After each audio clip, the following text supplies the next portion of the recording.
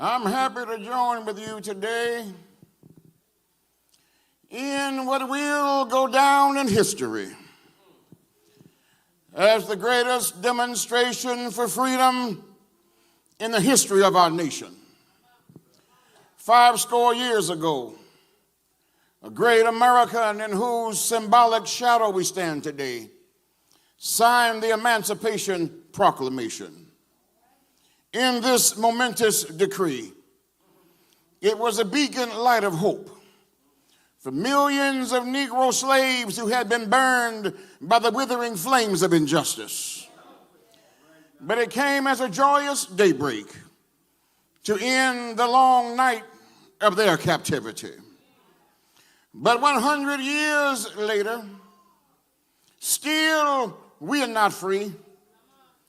100 years later, the lives of our people are sadly crippled on islands of poverty. 100 years later, Americans, black citizens, live in the corners of American society and find themselves exiled in their own land. But we refuse to believe that the great vaults of opportunity are bankrupt. And so we've come this day to cash this check, which will give us upon demand the riches of freedom and the security of justice. And so even though we face the difficulties of tomorrow, I still have a dream. And it is a dream deeply rooted in the American dream. I have a dream that one day my 4 little children will one day live in a nation where they will not be judged by the color of their skin, but by the content of their character. I have a dream today. I have a dream that one day, down in the state of Mississippi, a desert state sweltering with the heat of injustice, that one day right down there in Mississippi, it will be transformed into an oasis of freedom and justice. I have a dream today. I have a dream that one day, down in Alabama, with its vicious racist, with its governor having his lips dripping with the words of interposition and nullification, that one day right down there in Alabama, little black boys and black girls will hold hands with little white boys and white girls and walk together as brothers and sisters. I have a dream today. I have a dream that one day every valley will be exalted, every mountain made low, rough places made plain, the crooked places made straight, and the glory of the Lord will be revealed, and all flesh shall see it together. This is our hope. This is the faith with which I return back to the South. With this faith, we will be able to hew out of mountains of despair stones of hope. With this faith, we will be able to transform the jangling discord of our nation into a beautiful symphony of brotherhood. With this faith, we will be able to work together, to walk together, to struggle together, to go to jail together, to stand up for freedom together, knowing that one day we will be free. This will be the day when all of God's children will be able to sing with new meaning, "My country, tears of thee.